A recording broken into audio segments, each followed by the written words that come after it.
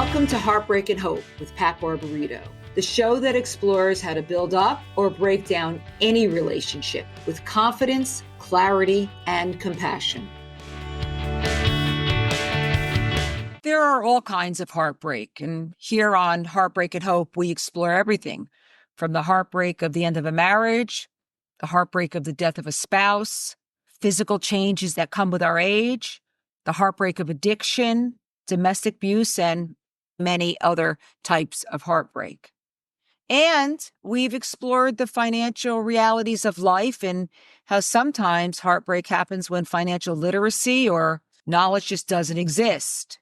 As a divorce lawyer for over 43 years, I see people every day not familiar with their financial situation. They don't understand money. They simply aren't financially informed or literate. And that is heartbreaking because no matter what your financial situation, you have to understand money matters. So please don't confuse the lack of financial education or literacy with not being smart. Lots of smart people don't understand money or don't understand their own financial situations. News articles every day are replete with really smart people being scammed, losing their life savings, investing in ventures that are devastating to them financially. I see clients every day that are really smart, that have let all of their financial matters be handled by a spouse or financial advisor, and they're at a loss. Today's guest, Stacy Francis, started a financial firm, and she focuses on advising women who are experiencing divorce or loss of a loved one and their financial situation. Now, you may ask, why is she just focusing on women? Let me give you a little background. Studies show that there's a gender gap in financial literacy. Men typically score higher than women. And of course, the gender gap in financial literacy varies by country. For instance, in the United States, 38% of women are deemed financially literate compared to 46% of men. Women often report a lower confidence level with their ability to make financial decisions. Now, of course, we could have a whole separate conversation why women aren't more confident about financial decisions, but that's another conversation for another day. And interestingly, studies show that women tend to be a little more risk-averse than men, and maybe that influences their financial decisions and investment strategies. But the reality is women generally have longer life expectancies than men, so understanding money matters. The bottom line is improving financial literacy among women and for women is crucial for women achieving financial equality. Stacy Francis is president and CEO of Francis Financial. She's a nationally recognized financial expert. She has over 20 years of experience in the financial industry. She's been recognized as one of the nation's leading wealth managers on CNBC's Digital Financial Advisory Council, and she frequently appears in media outlets such as Forbes and the Wall Street Journal and many more. Welcome, Stacy. Thank you. It's great to be here, Pat. Before, Stacy, we talk about Francis Financial, which we will get into, would you share with our listeners what you witnessed early in your childhood that motivated you to focus your career on financial empowerment for women?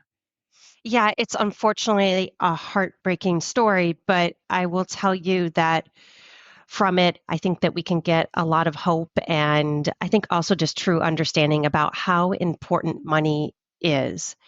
I grew up in Michigan and had just a wonderful grandmother who I called her my best friend, and we would do special things together, go to church bingo, just do things like that. And she was just a big figure in my life, a really important figure. And as I got older, I started to notice things. I started to notice how my grandfather treated her, how he would verbally abuse her in front of us. And then eventually I started seeing bruises. And Pat, what was happening is that he was not only verbally abusing her, physically abusing her, but also financial abuse, which essentially traps the survivor, the victim, in that situation. And that was my grandmother's life. And I asked her why she stayed. He was a very bad man. And Pat, what she told me is why I am sitting here with you today. It's why I have devoted my life to empowering women around money. She told me that she stayed because she didn't have a choice and she was financially trapped. When you Learning say that financial abuse, what do you mean? financial abuse occurs in 98% of domestic violence situations. It is another way that the abuser uses to control the person they are abusing. They do so by not allowing access to the finances with knowledge, sometimes not even allowing access to money. It can show up in other ways, not only hiding information, but stealing, taking out credit in the other person's name, forging their name on the tax return so that they don't have that information and don't see what's going on with the finances. Even at higher, even more extreme measures, making sure that they cannot work and working to harass them at work, sometimes resulting in losing their job. One woman that I worked with, her husband stole the car keys so that the only way she could get to work was to actually walk, which was not even an option. Stacy, how old were you when you had this conversation with your grandmother? Were you old enough to process what that meant and how that impacted her? So I was going into my college years, and no, I did not understand why. As a teenager, just leave them. In fact, I remember saying, "Come live with me in my dorm room." I just, Oh, that is uh, heartbreaking. Yeah. and I'll be honest, Pat, it, Mm. it took me some time to understand because I also had anger. I had, I'd anger of how could you let someone do this to you? And I think that a lot of us don't understand what it's like for a woman who is in that type of situation. And my hope with starting Savvy Ladies, which is a beautiful charity, we work with over 20,000 women Oh, each we're going to year. talk about that. I Yeah, want our listeners to hear all about that. yeah. So that is my way of not only empowering women, but I want my grandmother's story to be heard. Even though I will tell you, every time I tell it, my heart breaks a little bit more because it is so sad. There have been times where I get sick because my body just can't quite process how hard and devastating this was. Oh, I But can I do hear. know that her story, as awful as it is, it really shows how serious financial education, financial agency really is for women. How did her story end? How did her life unfold, Stacy? So she ended up, my grandfather pushed her down the stairs in a fight. It was like two-story, very high, and she died in the hospital. And I remember sitting there holding her hand. It was awful. I'm so sorry. I could see the pain. I could hear the pain in your voice.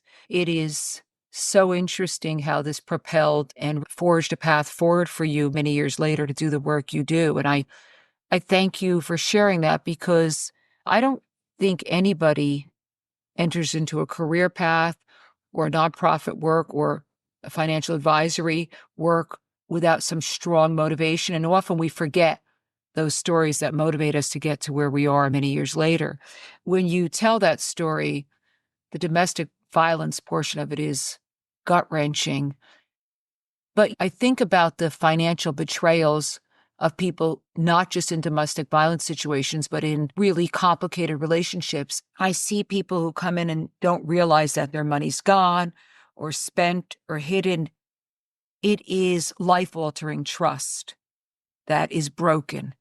It truly is. And I suppose the positive thing is that your grandmother's story has gotten us to having this conversation. And I know one of the basis of Francis Financial, your business, and you've spoken about it and written about it, is your goal is to create a place where clients feel taken care of in every aspect of their financial life. And if you could talk to us about what that means, because you talk about and you reference judgment-free space, prioritizing compassion, kindness while you're empowering money. And candidly, truthfulness, compassion, kindness aren't something people generally associate with financial advisors. I got to tell you, if we could talk about that, I'd love to hear your thoughts about that because you must admit that's not what we think of when we think about financial advisors generally. You're So I'd right. love to hear about that. Yeah, no, I appreciate that. So Savvy Ladies is the beautiful charity that I started, and we're a 501(c)(3). And the year after, about 21 years ago, I started Francis Financial to actually pay for the charity. And Francis Financial is a really special place. We're for profit, and we work with women who are going through some of the worst times of their life. They typically are facing a transition, such as a divorce or sickness or even death of their partner, their spouse. And the reason why we do wraparound financial support is because she needs help with pretty much everything. A lot of times, our clients were not the ones really in the driver's seat of the finances. Not that she's not wicked smart, not that she can't do it. It's just how a lot of partnerships play out, right? There's the one person does one thing and one person does others. And with a lot of our clients, that's what her partner did. So here she is. She's lost this relationship, and now she has a second loss of her money manager, of the person who made decisions, everything from what car insurance to what investment portfolio allocation. And getting the knowledge to be able to make those choices confidently doesn't happen overnight. And so that's where women will come to us, where yes, we do manage their portfolio. And that's a really important part to make sure that the stocks and bonds and how we're investing for them bridges that gap and gets them out to age 95. But I know that just as important are all the other things. What is the sustainable amount that you can spend each month? What is the correct Social Security claim strategy? Do you need long term care insurance? Are you paying too much for your auto and your homeowners? Even how do I update my estate planning documents now that I'm a single woman and I want to make sure that my kids inherit the money in a way that allows them to thrive in life and doesn't in any way cap their ambitious drive of life. And so we work with them to create a financial crystal ball out to age 95, addressing all these pieces so that they have a roadmap that we update every single year, sometimes even more frequent. And it also allows us to make sure that the portfolio is producing what it needs to do to really be the engine of that plan. Because that seems to be, again, I've worked with many financial advisors and institutions in 43 years. That seems to be a little different than what I've seen. I'm not saying one's better than the other, but it is unusual. And I applaud you for this. And that is the hopeful part of this story, because generally speaking, a financial advisor institution relationship is about a stream of income and increasing the value of your portfolio. That's what it comes down to. Mhm. What could we provide to you in a stream of income, and how do we increase the value of your portfolio? It's not that complex. I've never heard of anyone asking about your Medigap or your car insurance or those issues at that length. Usually it's, what do you need to live a month? Yeah. How do you navigate all those very complex issues that come from such a breach of trust and such a lack of literacy? How do you navigate that with somebody? How is your training of how many financial advisors do you have with Francis? So we have 18 employees and 9 of us are advisors, which is So, really so, interesting. All of our advisors are women too, but which is quite unique. how do you train, or how do you get your financial advisors to have a more holistic approach? Yeah. It's really 2 pieces. There's the soft skills and then there's the technical skills. And so technical skills are easier. Everybody has to have a certified financial planning designation, a certified divorce financial analyst designation, and a lot of our advisors have expertise in tax planning, estate planning, and then there's ongoing education. So actually right after the recording of this, we have an internal education on our clients who are moving abroad and the income tax implications and also estate planning implications for them to move to, let's say, Portugal or Paris, because there are quite a few things to think about. So we're always doing both external and internal education. The other side that's a little harder are the soft skills. Several of us are grief recovery coaches. Several of us. What does that mean? Tell me about that. It's actually a designation you typically see in the mental health field Yes. for a person who specializes of working with people who are dealing with acute and profound grief, whether that is loss of a spouse, loss of a child, loss of a relationship, loss of health. And so there are many different types. And grief, it's such an interesting reference. Losing your financial grip or your financial security Mhm. does result in unbelievable grief. I see it with people every day, Yes, is I agree. heartbroken as people are when their marriage ends. The fear and the grief that comes from the financial insecurity is palpable when people come to my office. And it's terrifying. And I come from a family that had a lot of financial insecurity, my primary family. And I remember the grief and the gut punches when something would be devastating financially that happened within my family. And it happened many times because of my father's mental illness. And it's a gut punch like none other. And it's also something that people have a hard time relating to. People can relate to being cheated on or breaking up or even death. A financial grief, that's a hard one. So It I'm is. fascinated that your grief, that's a very interesting and unique skill set. It's very important because money is more than money. Money is emotions. And I know for me, money equals physical safety. Interesting. Because I grew up in this situation of watching someone who had their physical safety taken away from them.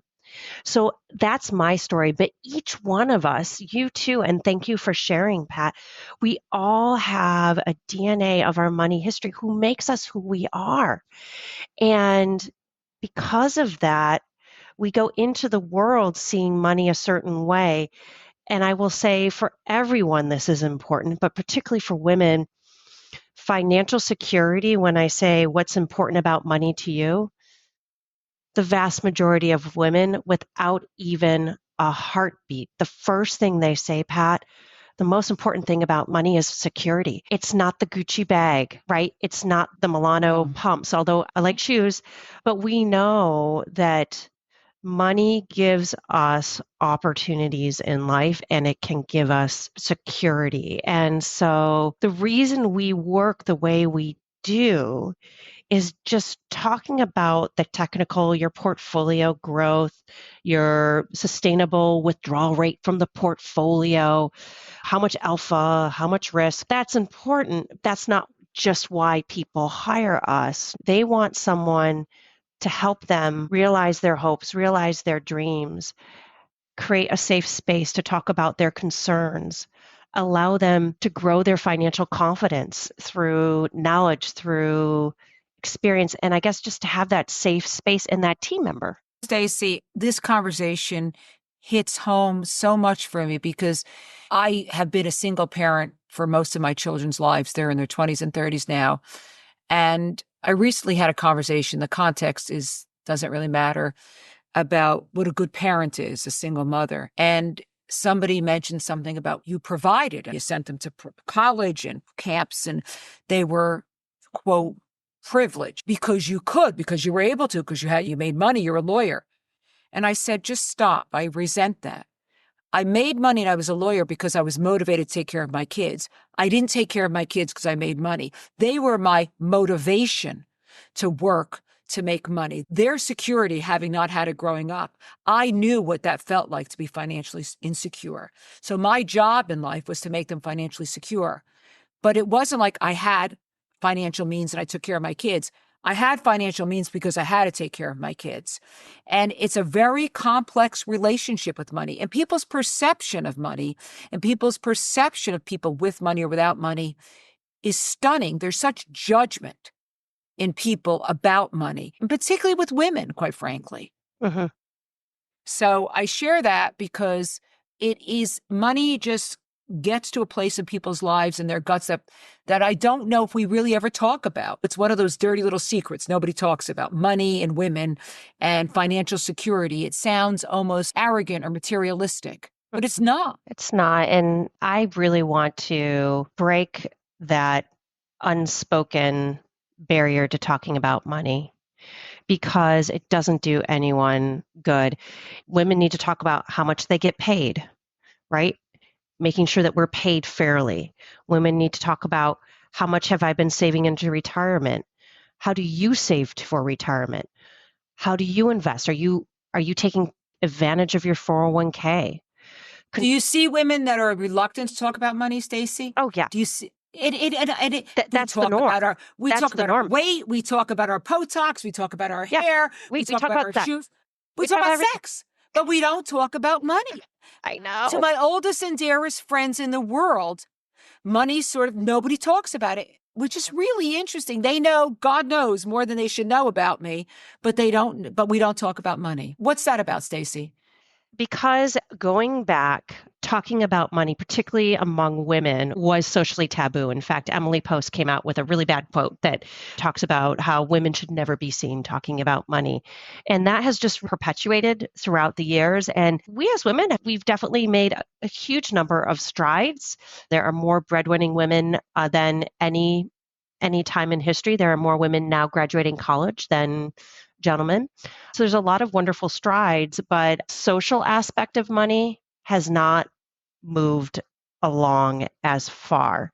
And with that, people tend to keep it very close to the vest of how much money they have, how much they spend, how much they earn. And something to think about is asking the question, are we perpetuating that for our children? And it's interesting, people are absolutely shocked when I share this with my clients or I just share it. Our kids know everything. They know how much I make, they know how much my business is valued at, how much revenue my business has. They know all of our expenses. They know how much it costs for us to send them to school. Every single piece. They know all of our investments as well. Is that to teach them financial literacy, or is that about transparency and empowering them, or all of the above? It's all of the above. And let me show you how this shows up. My son, Sebastian, he's 18, he's going to college. He is going to go into a major that is a lower earning. I'm in finance, the sky's the limit, right? He's going to go into history. And he came to me and said, Mom, I want you to know that I understand what my prospects are for earning in history. And I realize that it's important enough for me to go down this route that I'm willing to not necessarily have the same lifestyle that I grew up with. And then he tells me, which is so sweet, he says, Mom, once Sam graduates from college, I really think that you should sell the house in New York City and downsize because it's too expensive. And you're going to need a second bedroom because we're not sure Sam's really going to be able to get on her feet. I Of love course, that. spoken like a big brother about his Big little sister. brother, I was yeah. like, really? Sam's pretty good. Yeah, but that's But sweet. what I say though too, Pat, it's just him like he realizes a 4-bedroom in New York City, like we had a It's not sustainable indefinitely. yeah, it's very expensive. I give him a lot of credit to be making a decision about his career, yet knowing what the future brings financially and that he is comfortable and it's still the right choice. I just had a conversation with a client yesterday, wow, where the husband lost his job at 65 and the children are saying, okay, figure it out, taking no responsibility. They have very good jobs now, no sensitivity whatsoever. And when I asked this woman, have you ever talked to your children about the cost to maintain your 6-bedroom house or your life? She said, no, we've never discussed it. That's a problem. I Yeah. agree. Because if we don't talk to our children, I talk to my children about money probably more than they would like, about the cost of what their education was. And I'm happy that it was my favorite check to write, I always say, because I could and nobody wrote one for me. But I think that knowledge is critical for them going forth and making informed choices. Yeah. But I have one daughter who's a director of a nursing home, another one who's a filmmaker. I don't know what their financial futures will ultimately be, but they take responsibility for them. And that's very important. The other thing I see about young women now, Stacy, is a lot of young women earn more money than their potential partners or You husbands bet. in a traditional marriage. But there's an embarrassment level to that. I talk to parents all the time, say, my daughter's getting married, but she makes more than him. And I think, when would we have ever said, my son's getting married, but he makes more than her? But it's still a taboo thing. Isn't It that is. interesting? It is a taboo thing. And I actually wrote an article that is in Kiplinger's about this and the number of breadwinning women, which I am one of them. I remember one moment that, wow, Pat, I was sitting in a seminar and this had to be, I don't know, 20 years ago, maybe, and everybody had to stand up and say what their goal was. And my goal was, I want to out earn my husband. And it wasn't that it was just out earning him, it was that he had really supported me in starting the charity. And it was my way of saying, you know what?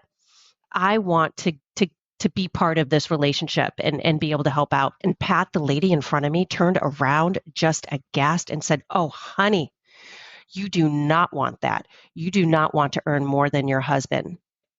And I am not surprised about that 20 years ago, but you know what the reality, Stacy? Still, I'm right? not so sure that wouldn't be the reaction now. Yeah. There's a great book, if you read it, by Farnoosh Torabi called When She Makes More.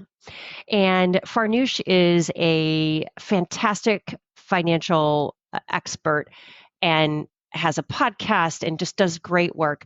But she too is a breadwinner. And this book, When She Makes More, hits all of those myths and those stereotypes and those that shaming on the head and exposes it and talks about really when she makes more and how does that impact a relationship.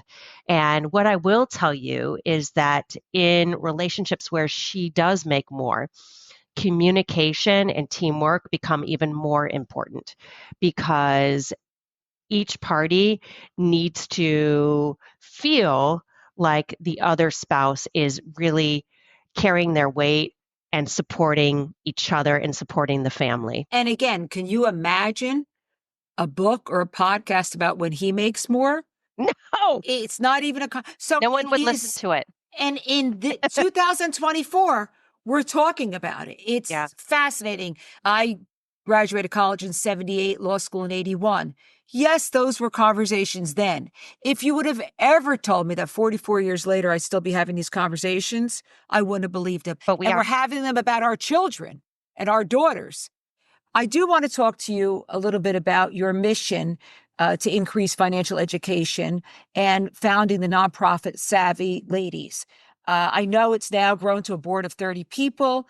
Tell us how it works. Who does it help? Savvy Ladies is open to all women. We do have some men who take some of our programs, but our helpline, which is, I think, the most powerful part of the organization, we just work with women. And women can go to savvyladies.org. There's actually an app on your phone if you look at Savvy Ladies with two V's. If you look at that app, you can actually download the helpline, and it's so powerful. You put in your question, and then you are matched with a certified financial planner who is an expert in that area. And Okay. we also have accountants, we have legal professionals.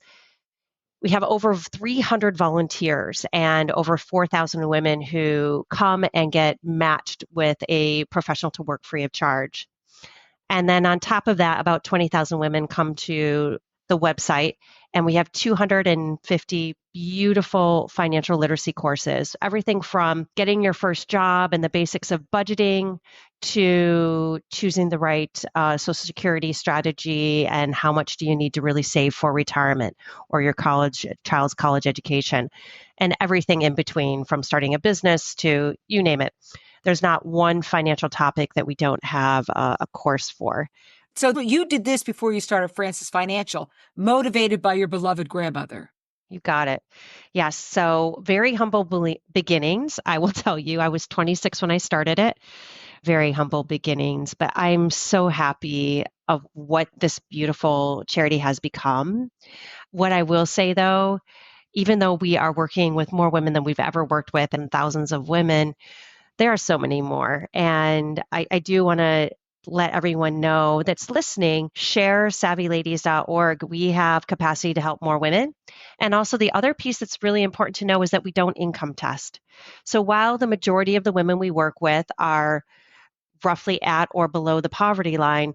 We do have women who are just starting their careers, and our fastest segment is age 18 to 26, which just makes my heart so full. Or a woman who is divorcing and there are assets, but she has questions and concerns about what should I be thinking about? So wherever she's at, we don't discriminate against whether she has money or she doesn't, because my grandmother had money.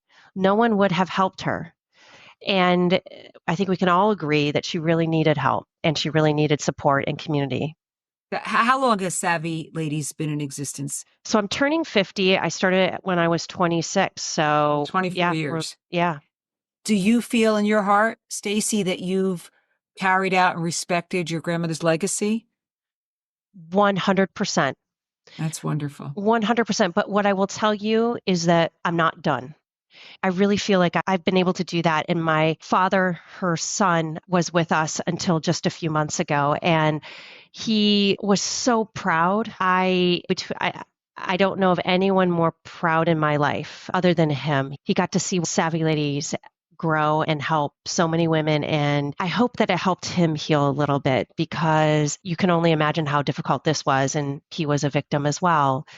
I find that one of the ways that you can heal through broken trust or through a traumatic situation like this is finding a way to help others. And I know for me, this has been my healing journey. Trauma happens, right? It happens to many people, but it is remarkably hopeful to think about your grandmother who was in this terrible situation, this traumatic situation, both physically threatened, financially threatened. Through her legacy, so many other people are healing. And at the risk of being cheesy, I do think that hope happens. I am very optimistic about hopeful outcomes after heartbreak if you put your energy to the future. Yeah. Before we go, though, I do want to ask you a question that I believe many of our listeners are often perplexed about and sometimes are afraid to even approach a financial advisor. And that's the different kinds of fee structures that are available from financial advisors, because many times when I recommend to my clients to seek financial advice, how do you pay for that? How does that work? And there are different fee structures. So if you could just give us a quick tutorial about that, I think that would be helpful to some of our listeners, Stacy. So it's actually very, very timely, because I'm having this conversation later today with Senate Majority Leader Chuck Schumer about how financial advisors charge. And there is a law that unfortunately was passed, and now a court case just about 2 weeks ago put it into question, that requires all financial advisors to disclose how they get paid. Yes. This law requires that all financial advisors be fiduciaries, which I'll explain. And this law also requires that they disclose any conflict of interest. And so right now, the insurance regulators, the insurance industry has been successful enough to have the Department of Labor law requiring those very good things to be put aside. So how do you know you have a good financial advisor? Biggest challenge is we all look the same. Quite frankly, I would say we also sound the same. And so you have to do a little research, and you're going to look for 3 things. You're going to make sure that they are fee only, which means that they do not get commissions from selling you things. So they're not going to get a kickback by selling you one investment or another, or selling you an annuity, or selling you insurance policy. The way that they get compensated is directly from you. And it could be maybe they charge hourly, and you see them like you would see a doctor for a checkup. Maybe there's a certain amount that you pay each month, like your gym membership. And the vast majority of advisors charge like I do, where it's a percentage of the money that they manage for you. And the typical that you see is about 1% here or there. So that is what's called fee only. So it's where the only money they get is directly from you. There's no kickbacks and commissions. So that's the first thing. The next thing that you want is a fiduciary. A fiduciary is someone who, this as a lawyer, has a legal duty to their client to do what is best for that client, even if it hurts them, and to disclose any conflict of interest and how they charge. So fiduciary is really important. And you could just ask, are you a fiduciary? And if the person looks with you with wide eyes and has a hard time answering. They're not. And then I would say the third thing is comprehensive. For the people who come to us, it's more than just managing your portfolio. And the vast majority of women need more. And so making sure that someone can help you with just a wraparound solution so that any question you have, whether it's taxes or estate planning or budgeting or investments, whatever it is, that you've got a team that can help you. That's extremely helpful. As I said, there is an intimidation factor. Oh, yeah. No matter what your financial situation is, I think it exists more with women because of a lot of reasons.